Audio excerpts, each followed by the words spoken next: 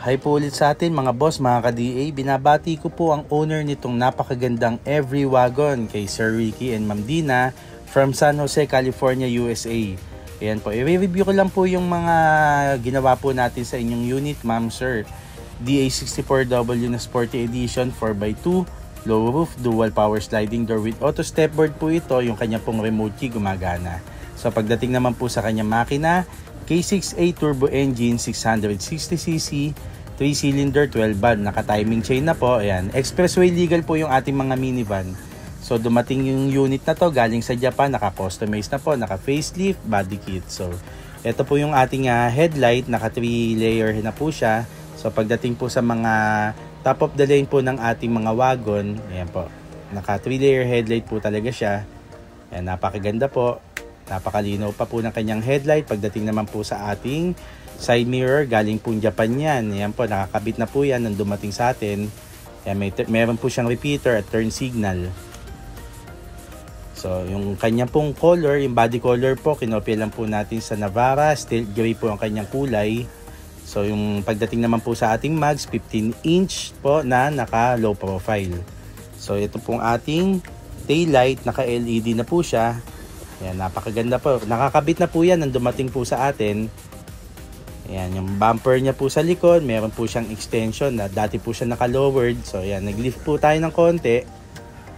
Ayan, steel bumper at yung kanyang roof carrier po, napakaganda po. Bagay na bagay po sa kanyang kulay. So, parang naging black and gray po siya. Ayan, yung kanyang side skirt, galing din po sa Japan, nakakabit na po yan, customize. So ikutan po natin yung unit, napakaganda po ng pagkakagawa. Ayan po. So check po natin yung loob. Pagdating naman po sa ating seat cover, ayan po, ang ating pong buyer ang nasusunod pagdating po sa kulay at ang design. Ayan.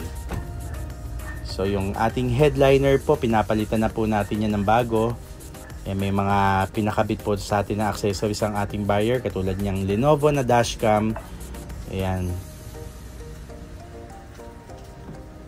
So, ito po ang ating dashboard. Ayan, yung ating door pads. Ayan po, binabagay din po natin sa ating seat cover. Napakaganda po ng dashboard.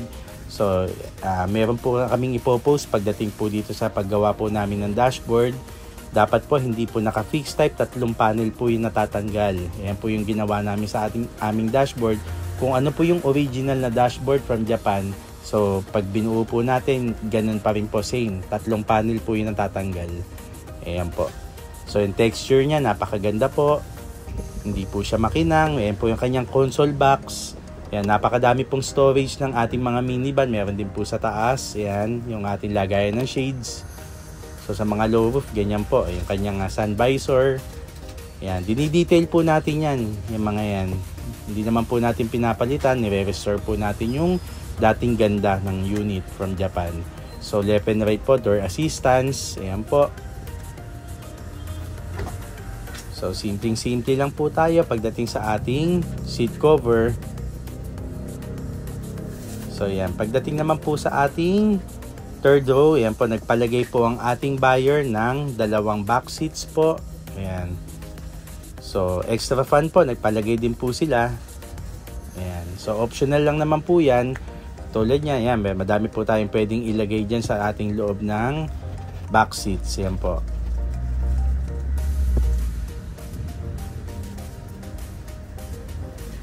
So, yan po. Yung ating pong door light switch, pinapagana po natin yan para pag binuksan po natin yung unit, yan po, bubukas po yung ilaw. So, yan. Pag sinarado po natin yung ating dome light, yan po, mag-automatically close po siya. Yan. Yan po, napakaganda po ng ating pagkakagawa. So yung ating mga light bulb, chine-check din po natin yan bago nating i-release. So yan, pwede po kayo magpakabit ng LED. So nasa inyo po, kung gusto nyo po, nakastock lang din po yung ating mga light bulb. Ayan. So sa mga gusto pong umorder, tumawag lang po kayo sa amin sa FC Cars Minivan Manila 0915-212-2037 para ma-discuss ko po sa inyo kung ano-ano po yung mga variants at models po na available tayo. Pagdating naman po sa presyo ng unit na to, inabot po ang ating buyer ng 343,000. Ayan po. Maraming salamat po.